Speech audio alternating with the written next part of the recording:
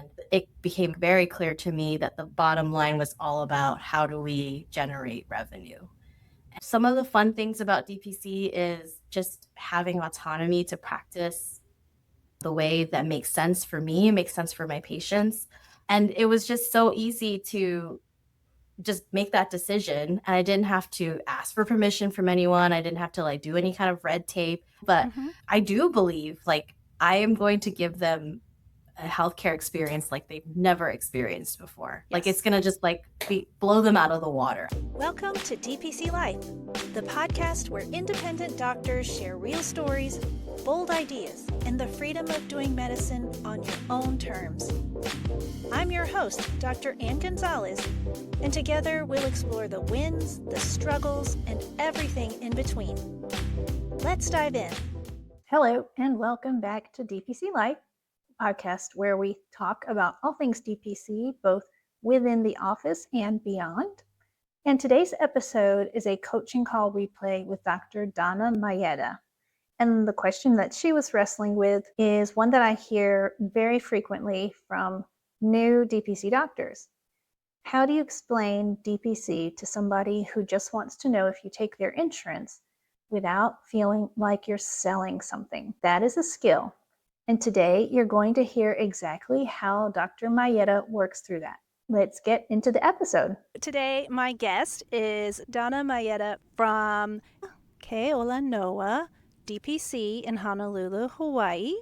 And she has graciously decided to come on and be a guest for coaching. But before we get into that, I just want to welcome you to the podcast.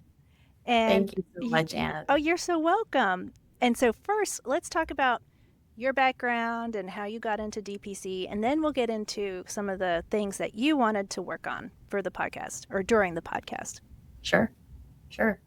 Yeah, so I'm a brand new DPC baby. My practice it's 5 months now, 5 months old. Amazing. And it's been such a wonderful journey. I wish I had made the switch sooner, but I am trained in internal medicine and never in a million years after finishing residency could see myself even doing a private practice on my own. So I always thought it was always going to be some type of employed physician doing primary care. So I loved the company that I worked for. I was there for 6 years in California before I moved out here to Hawaii. And I loved my patients. We got bought out by a kind of big corporation 4 years in, and there were a lot of changes that happened. And it was a good experience for me because I got to see what it was like to work for a huge organization, a huge, big corporate organization in the United States. And it became very clear to me that the bottom line was all about how do we generate revenue. And it really kind of opened my eyes to the kind of the business of healthcare. And I understand for all of their reasons why that is important and their bottom line. But I had this kind of awakening moment where I realized that's not my bottom line. That's not the reason I went into medicine. And I was sitting in all of these trainings as a doctor, primary care doctor, on how to code your visits so that you can maximize reimbursement from insurance payers.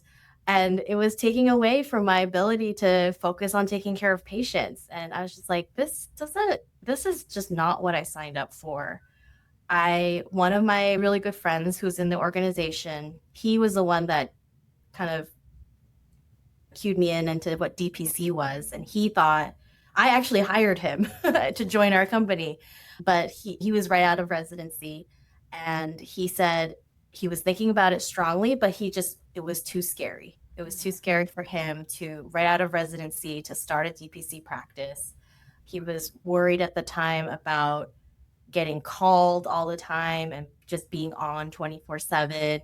And as I started to talk to more and more doctors who were doing DPC, I'm realizing there's a way to do it and still and make it be sustainable and have a life. And in fact, there's probably ways to do it where you would have more work-life balance than you would in a traditional insurance-based private practice or as an employed physician. Mm-hmm. And I'm finding that to be true.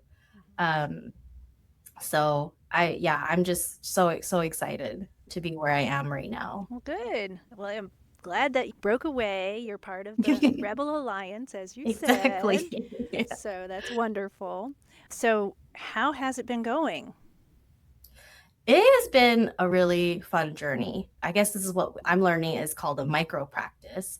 So it's just me and my partner in life, Michael, but he's also now my business partner. So he is not trained in medicine, but his official title for our practice is the operations unicorn. And he's got he has his opinions about that title, but it really captures what he does. So he does all of the other stuff that I just really don't have that much interest in doing. So I can really focus on taking care of patients. And so I'm so fortunate to have him in my corner and really supporting all those things. I've been listening to episodes of your podcast where you guys are talking about um, something about taxes or like doing taxes. Yeah. And like where do we start with that? Yes. And I was just like, yep, totally resonates with me. I don't care at all. I just want to make sure I'm doing it correctly and not losing a ton of money. So your unicorn takes care of that. He does. He does. So that's been fun. And some of the fun things about DPC is just having autonomy to practice the way that makes sense for me, makes sense for my patients. One of my very first patients, she was 101 years old. Wow. And so her family reached out to me because she was hospitalized for a fall and was going to get discharged from the nursing the rehab. And they were worried about how they were going to get her into the car, into an appointment, all to the office. And so I was thinking about it, and I asked, what's your address? I put it in Google Maps. They live 3 minutes away from where I live. So I was like, I'm just going to come to your house. Like, it doesn't make sense for you guys to do the whole thing to get her into the car. So I did my first home visit, and it was just so easy to just make that decision. And I didn't have to ask for permission from anyone. I didn't have to like do any kind of red tape. And it was such a fun visit. I mean, the daughter was cooking in the kitchen while I was taking care of, it just felt like kind of what I had always thought of when I started my journey to become a doctor. So, yeah. Oh, that's wonderful. Wonderful. So you're a transplant though to Hawaii. So Yes. How has it been getting new patients? Yeah, so that I think has been the biggest challenge. Not so much like once I can meet the patient and once they come in for a visit, that's been smooth sailing because that's just what I've been doing. I think specifically in the state of Hawaii too, DPC is still a very new concept and people are just very confused about what it is. They've never heard of it. Majority of people have never heard of it. And when I start to describe the idea to people, they're like, oh, you're concierge medicine. That's concierge medicine. And it's like, ugh. I know, right? Just like kind of like I just have this whistles. like this visceral reaction. Like, how do I? And I haven't quite figured out how to, I don't know, debunk that perception. So before we even moved here, we were talking to a bunch of local doctors here and we told them what we were trying to do. And a lot of interesting reactions. A few people are like, oh, that's never going to take off here. Like, no, you're never going to be able to convince people to pay a monthly membership to see you. And then a couple of other people like, yeah, I've thought about doing that. I just couldn't do that to my patients. And this feeling of like, I'm being this greedy person who's trying to capitalize on other people. And it made me feel awful. There was a lot of doubt that I could really do this. I think I'm like one of 5 DPC practice in the whole state. Wow. One of 3 on the island of Oahu, and I was the only one that was taking new patients. So Well, it was, yeah, so it it's seems to be scary. working.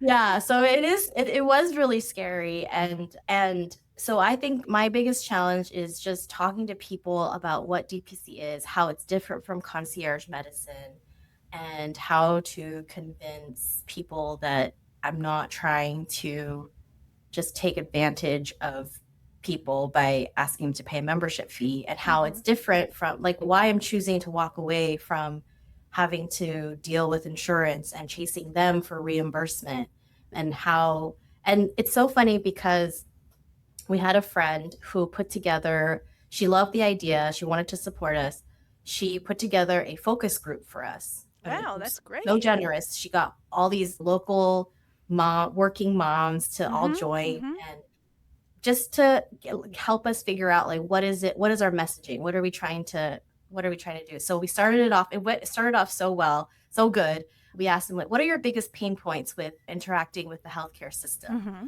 And all the typical things that you would expect. I can't find a primary care doctor. I do have one, but I can never get an appointment. I have to wait 6 months to get one. When I do get one, they spend 5 minutes with me. I end up spending the whole day in the waiting room. They never respond to my messages, all those things. And I was like, yes, this is going to be great. Like, I'm going to tell them what I can do now with this DPC model and the service that I can provide. So I shared that with them, and they were all like, but I still have to pay you $200 a month, which is what my membership price is.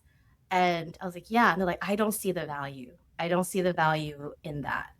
I was like, so to me, it was like this, like what, where was the disconnect there? Like I couldn't quite, I was like, oh, I thought it was going to be like, I can solve all those problems. I can see you same next day. I can do longer appointments.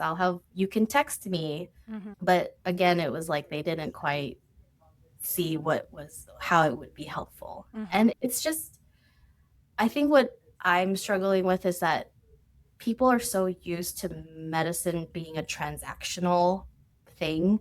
It's like, why would I pay a monthly membership when I only really see the doctor 2 times a year? And it's Mm-hmm. like, are you seeing the doctor 2 times a year because that's the maximum number of times you're able to get in with your doctor?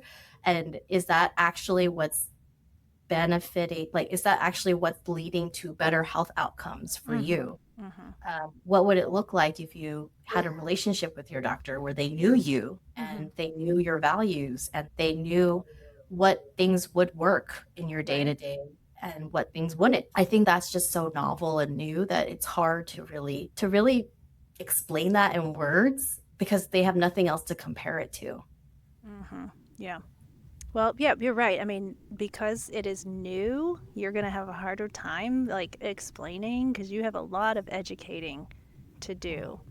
And one thing that I'm curious about is how did you come up with your pricing? I mean, I know everything is more expensive there just because it's an island, but Mhm. what compared to other DPCs, how is your pricing? Yeah, we so it was a huge topic of just, I don't know, it was a huge it was just, it was a big topic between Gotcha. me and my husband slash business partner. I knew what the pricing was for DPC and on the mainland, right? It was usually somewhere around low hundreds, and I think the highest that I saw was like 150 a month. And he was like, "Oh, we've got to charge like 300 a month." And I was like, I don't know. Mm-hmm. But he was really somebody who was like, the services that you're providing is invaluable. And the argument that we have is that it's like, well, I can see that, but if no one's willing to pay for it, then how valuable is it? So we went back and forth, and ultimately we talked to some local Hawaii doctors who Mm-hmm. were doing DPC, and that's how we landed on it. So Mm-hmm. we're kind of right in the middle of the other DPC doctors. And I Mm-hmm. think, honestly, I think that it's a good spot.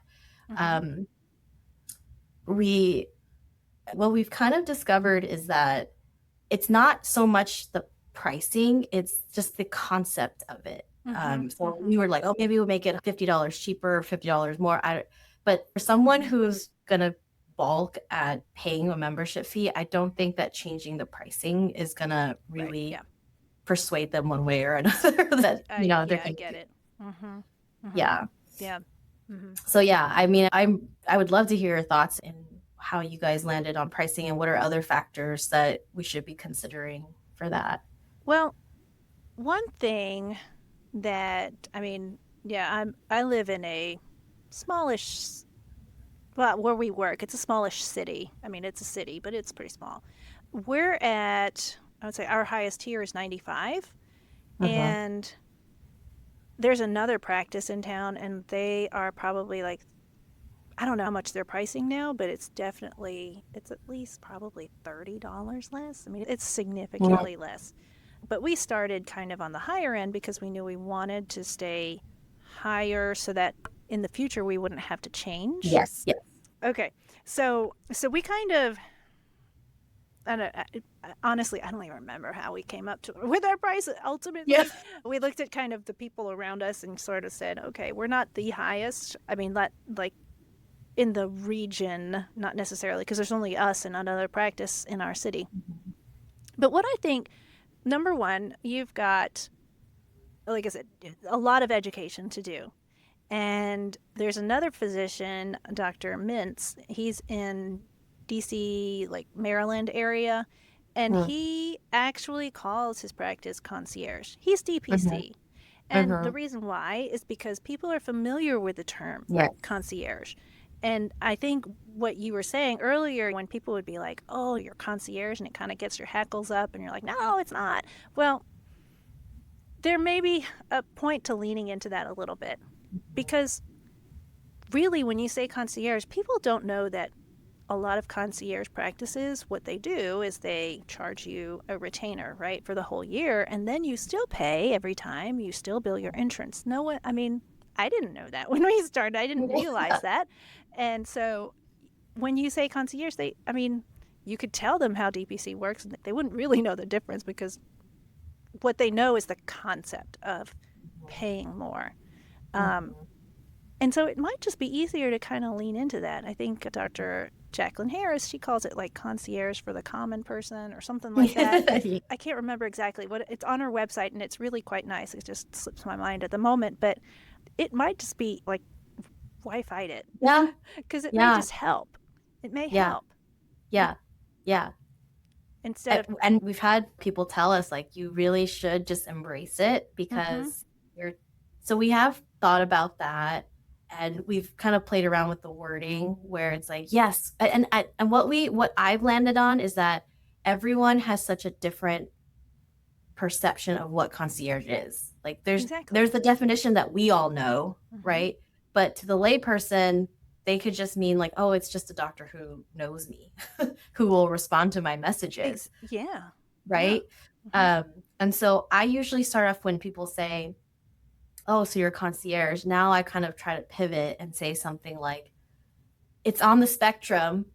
Usually it's more affordable than what concierge is. Mm-hmm. Um, the other, I think that also reminds me, going back to the how we landed on the pricing was there's a lot of MD VIP Okay. doctors Yeah. Yeah. here, and we just wanted to go right underneath what they were Yes. doing. Yeah. And we actually did talk to MD VIP because we were thinking about it, and Mm-hmm. it's again, it's like it's nice to have some of that security when you're Sure. starting a new practice, but we're just like, oh, we're just gonna totally go completely rebellious here and just go out on it. And I'm so grateful. I'm so grateful. Mm-hmm. It's hard work, it's challenging work, but I feel like it's the right type of work. Mm-hmm. Mm-hmm. And we've played around with offering we offer discounts for public school teachers, first responders, Mm-hmm. military. Um, Down the line, I have this grand vision of being able to start our own nonprofit where Ke Ola Noa can then kind of support that, and maybe with some government funding and stuff, we can then offer free health or subsidized health to people who otherwise couldn't afford a DPC membership. Mm-hmm. So I really wanted to put down roots here and be a doctor of the community. Yes. Yeah. Yeah. Well, I think that you are the boss, so Yeah. you get to do it the way you want to. And I was going to say earlier with your operations unicorn, you are quite fortunate to have An operations unicorn. Because actually, Dr. Doug Perego, he did a talk at the summit a couple years ago about why do DPC practices fail? Because that was something there's really not, I mean, number one, I think a lot of people, when they do close, sometimes they don't want people to know because there's already a sense of failure or shame or something. And so he actually went around and would contact people, and he was just really digging. And one thing in particular that he found for practices that succeed are that they have a spouse working with them. So, Mm. yay for Yeah. you. But yeah, so that's a good thing for you. So yeah, so I think that leaning into the concierge, at least concept, will it'll be easier. You're not going to spend the energy on trying to explain, well, no, DPC is different, because there's still a lot of similarities. Honestly, I mean, if you think about it, it's they both have smaller patient panels. They both have longer visit times and spend more time with their patients and are very responsive when their patients need them. So the only real difference is the payment, really. I mean, or And I that's the think big difference. I think it helps when I say it's usually more affordable than most concierge practices, and you don't have copays. Mm-hmm. And again, I think when you say that, people are just like, wait, you still have to pay a copay when you have concierge? When you're at Right. a Yeah. concierge Yeah. Yeah. practice? Yeah. They don't know Yes. that. They don't know that. Yeah. No, not all. There are some that are different and they don't. But like I said, I didn't realize that they did before. I didn't either. Yeah. So, Exactly. mm-hmm. So I would say if you think they don't know what DPC is, for sure, there's probably people who just don't understand concierge either. So when you explain it your way, well, they might end up thinking that all concierge is like that. No, exactly. Yeah. Which is not Exactly. necessarily bad. Yeah. So, yeah. And I also tell patients, like, we don't have a contract. I know some DPCs also do that where you have to sign up for a minimum of at least a year. Mm-hmm. I just tell patients it's month to month payment. You don't have to, you're not obligated to stay with me, because the most important thing is to find a care team that you trust and you know is going to support you in accomplishing your health goals. And if it's not me, then that's totally fine. Mm-hmm. That hopefully that means that you found somebody else who can support you, and that's the Right. most important thing, Mm-hmm. because I think that's how we're going to improve health outcomes in our country. Mm-hmm. Yes, agreed. Yeah. And it's about finding a physician, right, that you can trust and build that relationship with. And hopefully, I mean, obviously, I think that there is people want DPC over there because, like you said, you're the only one taking patients, right? Mhm. And you're at least where you are. Mhm. So it seems to be working. Yeah. Seems to It be was working. funny when we first moved out here, my husband was on the phone and he was calling all these people. I was like, "What are you doing?" And he's like, "I'm trying to find a PCP for us." And I was like, "Oh, good luck. I don't think you're going to find one." Yeah. And we still have it to this day. Fortunately, we found a pediatrician for our kids, and that I think that's the most important. Mm-hmm. So we're just kind of in the wind, though. My Right. husband. I'm just curious, like, number one, did you find someone and like get on a schedule, and how long is the wait time at least? So For the pediatrician, for you guys, no, like we nothing. have yet to find one. No one's taking no one's taking No, new not patients. that we can find. Even insurance based. Oh yeah, even insurance, because we don't have any other DPCs. So insurance based, yeah, we couldn't find anybody. And one of the exciting things about this journey too is because I had to learn how to use social media when we started this. Through those avenues, I've had a handful of doctors reach out who are in primary care. They're employed physicians, and they're like, one actually asked me if I was hiring. I was like, I have like 10 patients. I would hire you if I could. I just started, man. Oh, that's funny. But I was like, I'm not hiring, but I can help you start your own DPC. Mm-hmm. So we've been supporting other doctors and having those conversations with people who want to do it. And again, it's all the same thing. It's been so fun to see, like, because in the beginning, it's like, I'm scared. I don't know. But one of the doctors that I'm talking to, she knows she wants to do private practice. She's not sure if she wants to do insurance-based versus DPC. And I'm like, come on over. It's so much nicer over here. Yeah, dark side. So I'm hoping I'll be able to convince her. Mhm. But I think that and so we're hoping that once their DPC practice is open, then we can kind of do like a bartering system or something, or we can support each Sure. other. Yeah. But that's also like one of the ideas that we've had is to just create like a local Hawaii, like for the state of Hawaii, like get all the DPC doctors together, get all my husband calls them DPC curious doctors. Yes. Yes. Right. And get them into the fold too, so they can and start to build that support network so that you have a direction on where to go. Like, do you need to hire an attorney? Do you have a CPA? How do you do what do you do what your website? So that we can start having those local support resources for others so that it's not as daunting when you go out on and also acknowledge that a lot of them don't have operations unicorns. So people are just doing this solo while they're still doing their employed job. So you know, I think that it's much needed. I think we're starting a movement. I feel like where it's the revolution that we were talking bringing about, it to right? Hawaii. Yeah. Yeah. So it's all really exciting work. It is. And so we use, I don't know if I'm allowed to say this on your podcast, we use Hint for our EMR. And one of the things I love about Hint is they have a Hint community where they kind of provide resources that support for other doctors who are doing DPC. And they offer to sponsor a happy hour for us that we would like coordinate for other doctors on the island that are DPC or interested in DPC.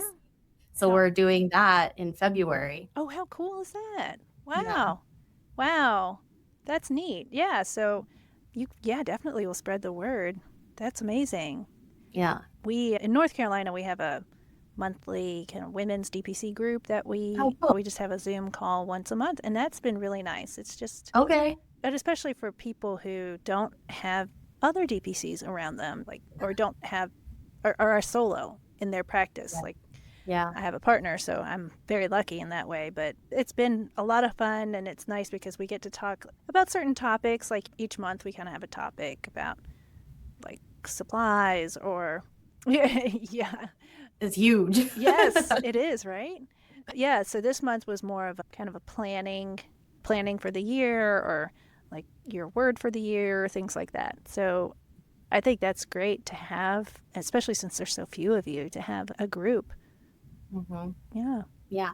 We'll keep you posted. I'm excited. Yes. So what else would you like to talk about? I don't know. What else did I write on my... Okay. You talked about feeling awkward when talking to patients about explaining DPC. Yes. More so feeling salesy, like feeling like I've got to sell myself. It's just not something that I felt like I've ever really needed to do. And so I don't know, like a really good example is my mother-in-law invited me to play pickleball with her and all of her friends one day. And it was a group of people. And the thing is that when people find out that you're a doctor, they all light up. And especially if they find out you're a primary care doctor, because they're like, I need one, right? You know? And they were asking all these questions. They're so curious. I was answering all their questions, but I just felt like, oh, if I tell them about my practice or if I give them my business card or have them tell them to sign up for a discovery call with free discovery call with me, that it feels, I don't know, disingenuous. I know it doesn't. And I know that I need to get better about doing it, but I just felt like it would be like I was trying to sell them something. I'm also doing like a free webinar. It was my first one. Yes. At the end of the month for cancer screening. And I was like, after the fact, after I came home, I was like, I should have told them about that and tell them to come. And it's free. It's like, it's online. So there's really like not anything that they have to lose there. But it was just one of those things where like I still am trying to navigate how to talk to people when they do seem interested. And I think part of the whole, like, because maybe there's some like PTSD from talking about DPC and letting them know, there's maybe like a shame component of like, they get so excited that I'm a doctor. And then of course the next question they ask is, what insurances do you accept? And then to be like, oh, well, we're doing this model, and then kind of making them feel disappointed. I think that I shy away from it. Yeah. Yeah, definitely. I think you're right that because you've had that experience already. It Yeah. was such a letdown. Yeah. But yes, it is. I mean, sure, they're disappointed, but you can't control that, obviously. That is on them. But when you're talking about DPC, like, and when they were asking questions, how would you respond, or how do you respond to people when it's just kind of an off the cuff conversation? You meet somebody, what do you do?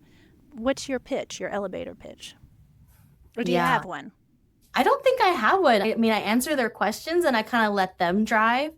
But I think anything where it's like, I mean, I'm even trying to think, like, what would I say if I did? And it's like, if you're looking for a doctor, let me know. Or Mm-hmm. I don't know. Or even like reaching for my business card and giving it to people. Like maybe it's like, oh, here's my information. Let me know if you ever need anything or if I can ever help with something. Yeah. Yeah. So you don't really have and it's okay to have a pitch, because that way when you get caught off guard, it's like, it's prepared. There's nothing wrong with that, because Yeah. you actually do want to have that, because you want it to feel comfortable. You want it to Sure. feel easy. You don't want it to feel forced. And you don't want to sound confused either Yeah.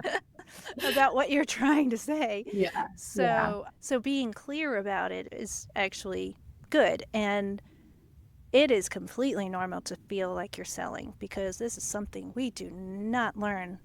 We don't learn how to do this. We've never had to do this. I mean, very few of us have, because most of us have been employed, and we never did the advertising. We never had to promote ourselves.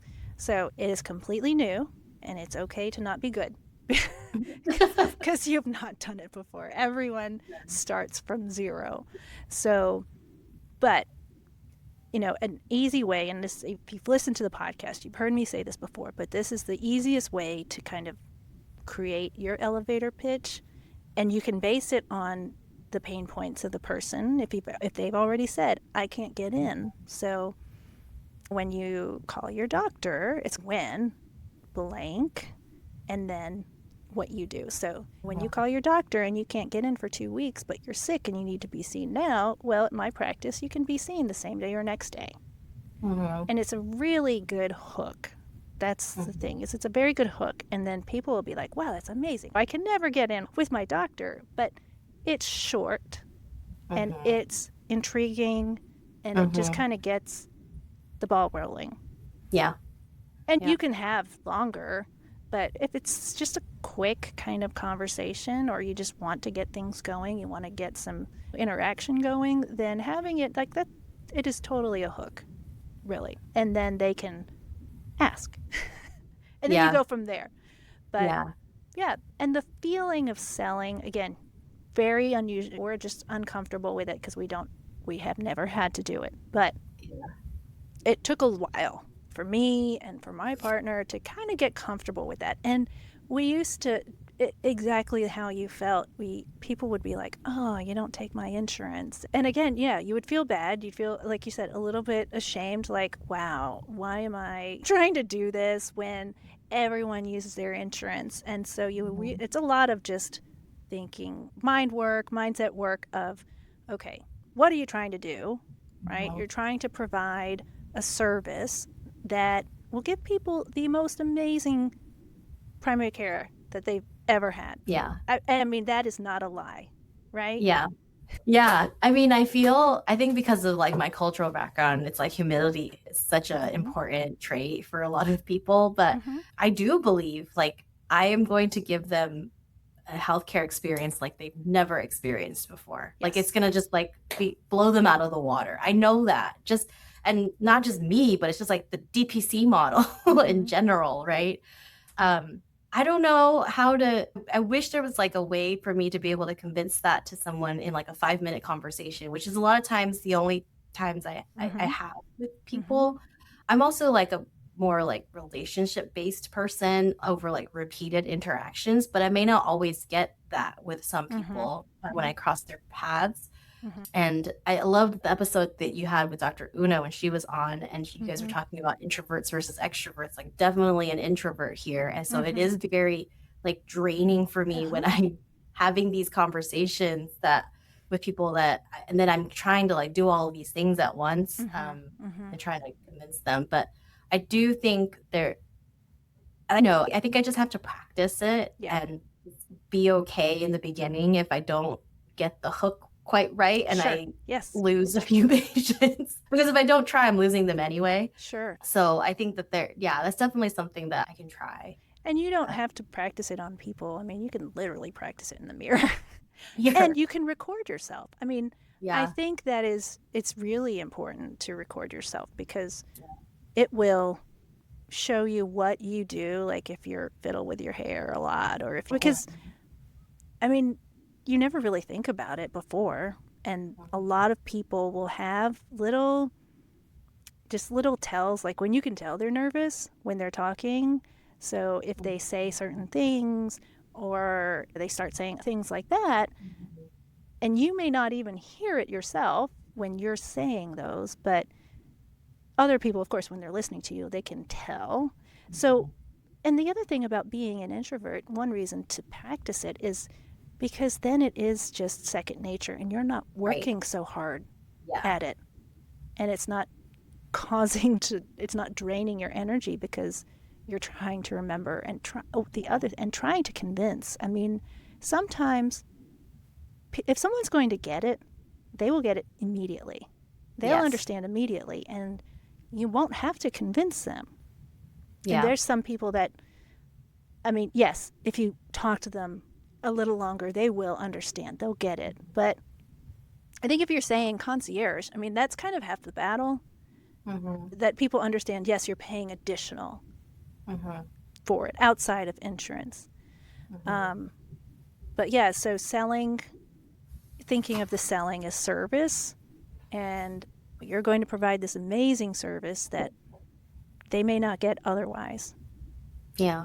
And you want how many patients? 300, 400? And how many people live in Honolulu? Yeah, that's true. Yeah, that's true. You're not going to win every single person. Yes. So. Oh, absolutely not. Yeah, you will not. And it takes a little while not to feel bad when people are like, "Oh, no, I'm never playing." Because for a while you're just like really butthurt. Like that is not I felt really bad because that person was just like, "Why would I ever do?" But yeah, it starts after a while, it just rolls off your back. You're like, "You know what? It's just not for you." And that's okay. I hope you find what you're looking for. Yeah. One thing that I would love to hear, like, what's your response when people ask if you accept their insurance? Because I've gotten mixed feedback. I've had some DPC dogs that say, don't say we don't accept your insurance. Just say we work with people with all types of insurance. And then I've had other people who are like, that's just too, you're kind of running them around. So you should just be open and say like, we don't accept your insurance. We don't work with insurance at all. So I'm curious. I'd love to hear how you approach that. Yeah. So what we say is very similar to more the second. I guess it's somewhere in between the two. I say we don't bill insurance. We don't bill any insurance, but we can see anybody whether or not you have insurance because we bill a monthly membership. Most of the time, people will be like, "Oh, okay, no insurance." But a lot of times, if they are calling us, hopefully they have heard about us and heard about how the model works and how our office works. And they've looked at the website, but you'll still get a lot of people. Oh, so many. Yeah, right? I mean, it's just, yeah. And we still, even on our website, we have kind of a form, like if you want to join the practice, and you're kind of indicating, like raising your hand. And there's a checkbox that says, I understand. Emerald Health does not bill insurance. And still, people will be like, oh, wait, you don't? Yeah. But we had one recently that came in and he was surprised that we didn't bill insurance, but he still was like, no, I'm still going to join because he was fed up with the system. So, yeah, I mean, I think you just have to find the way that you find is most comfortable for you because ultimately, yeah, you're going to have to tell them at some point that you don't take insurance and that it's monthly membership. So another way to describe it is it's like a gym. It's kind of like a gym. If you go to the gym, wonderful. It's great. Take advantage of it. And if you don't go to the gym, you're still paying the monthly membership, but it's there for you. And so we're here for you. Yep. We've tried the gym analogy, Mm-hmm. and I think some people have like a visceral reaction to that too. Ah, that's They're funny. like, they're like, oh, another thing that I'm going to pay for that I never use. And I Ah, actually do. I had I a see what you patient mean. who, when she was signing up, she's like, how do I know this isn't going to become a gym membership? I was like, Well, I'll work that's up with to you. you. You can always cancel again. And she's become one of my biggest like advocates. You know, she Good, wants yeah. people to sign up. And she's like, oh, I get it now. Mm-hmm. Uh, Mm-hmm.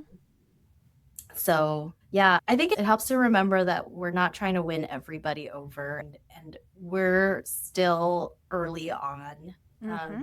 here, and then building a practice from scratch. I think Yes. I think it would be different if I was doing this where I had my original practice and my patients already knew me.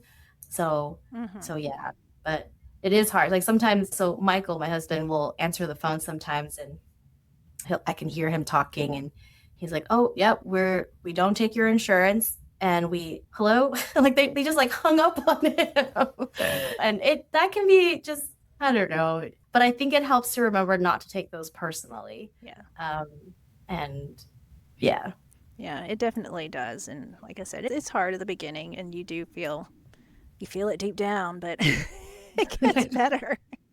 yeah, It does get better. But yeah, I think your front office can work on their elevator yeah. pitch. We've gotten better. We've practiced with each other, and now that I remember, like in the early days, we've remembered it. So Yeah. now we kind of say we'll use your insurance if you need to pay for things like labs and Mhm. diagnostic testing, medications, and things. But then the monthly membership will cover all of the services through our office. Mm-hmm. Yeah. Um, Now, so are you doing labs in your office or dispensing medicine? No. So then no, you can say, your monthly membership covers everything within this office, and your insurance can pay for everything else outside, which it encompasses specialists, imaging, all of that. So it makes it very clear. But mhm, it's new. It's all new, but you have some patience, and this is mhm, great. This yeah, is a good start. And it'll get there. It'll get there. So I think the webinar is a great idea.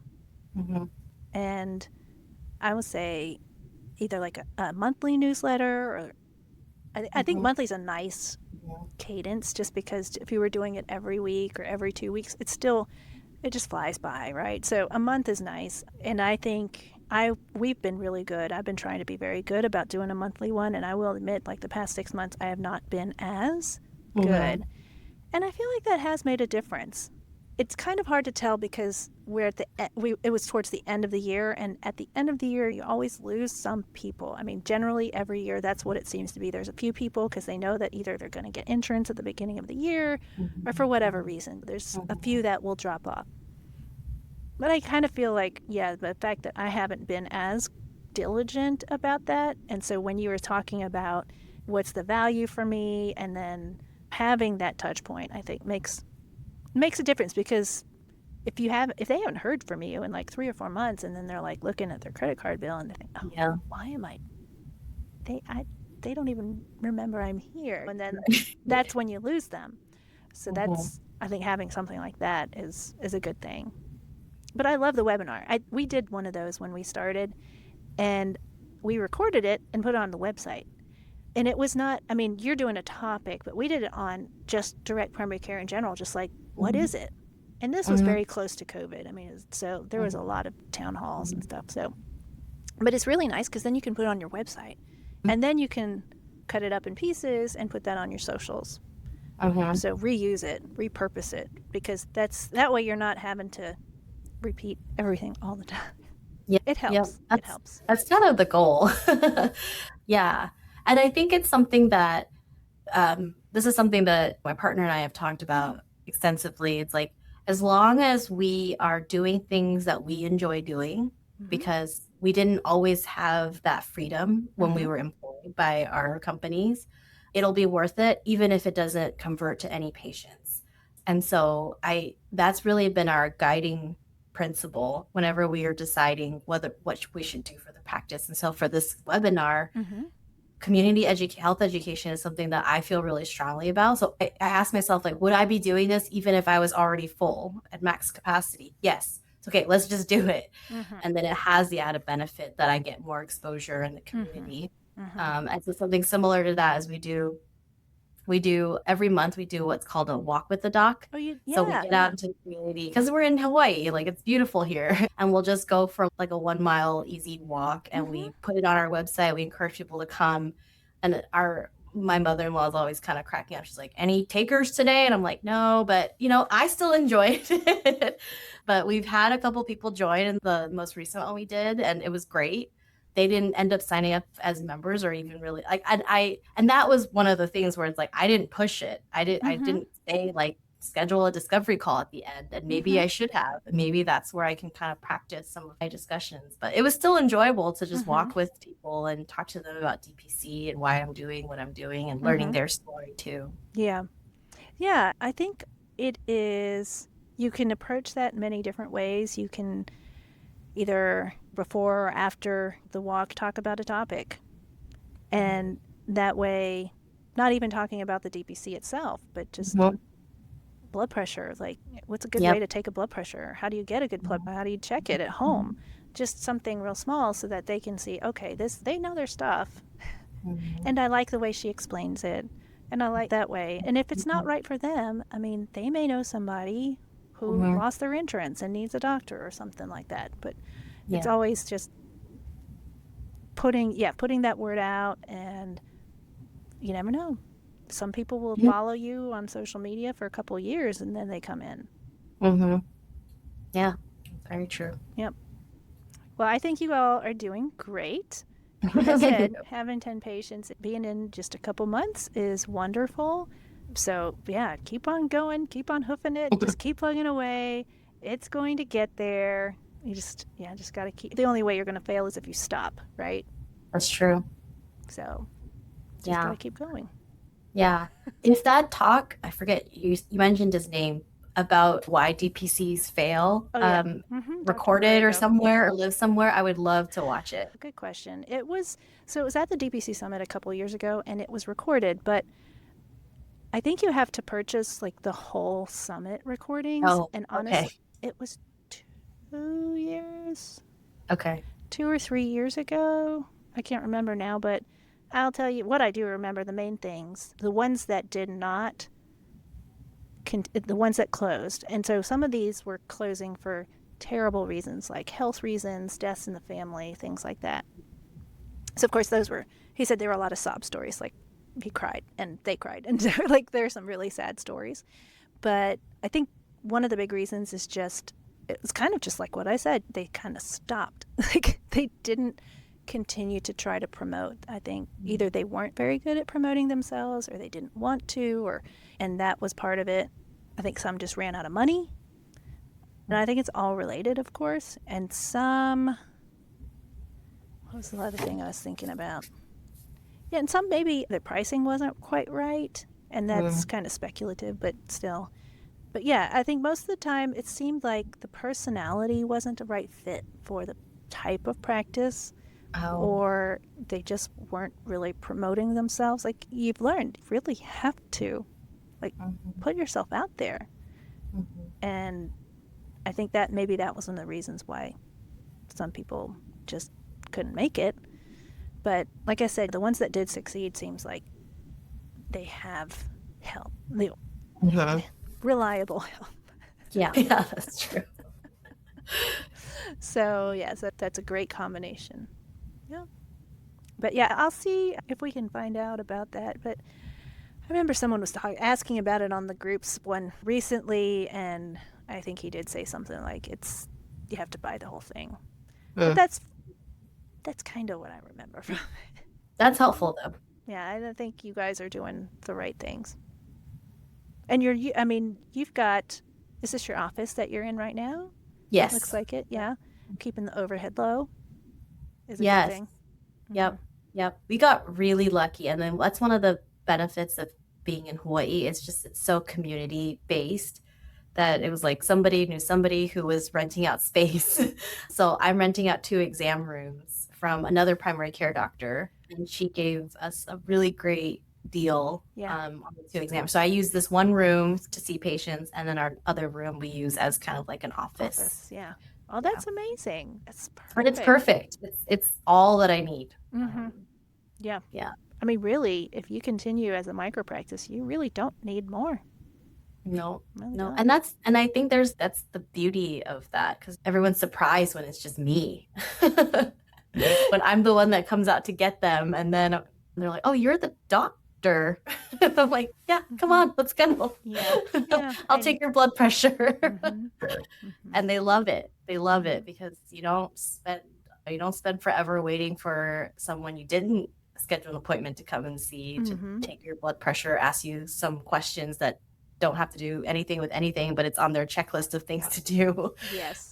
And then you have to wait for the doctor to actually come in and ask Right. all the same questions. Yeah, it is. It's a great way to practice, and I'm so glad you guys are having a good experience and growing. So, yeah, keep going. So tell the listeners how to find you on the interwebs. Yeah, so I think if you just Google primary care doctor in Hawaii, I'll probably be one of the first ones, but we're at keolanoa.com. Also can follow us on Instagram or Facebook, and we try to publish content. But we're also doing free discovery calls just to make sure that this is a good fit, and you can ask any questions about your health or the practice itself. Yeah, love to meet all of you guys. Well, very good. Thank you so much for coming on, and it's really nice to meet you. And like you said, you're one of the very few out in Hawaii, so that's amazing. Congratulations. Conversations like the ones that Dr. Mayeda had with patients that she described in this episode, those are conversations that happen hundreds of times between DPC doctors and potential patients. They're having these conversations with people who find them on social media, every curious neighbor, and every patient who calls your office asking if you take their insurance before even knowing what DPC is. You can't personally walk every one of them through it. If you are a new DPC doc and you're already feeling like this is a problem, DM me. I want to hear what's happening in your practice. Thank you for listening, and I'll see you on the next episode. Thank you for listening to DPC Life. If today's conversation inspired you, hit follow, leave a review, and share it with a friend who's ready for change. Remember, wherever you are in the journey, your DPC family has your back. Until next time, keep building a practice and a life that truly fits you.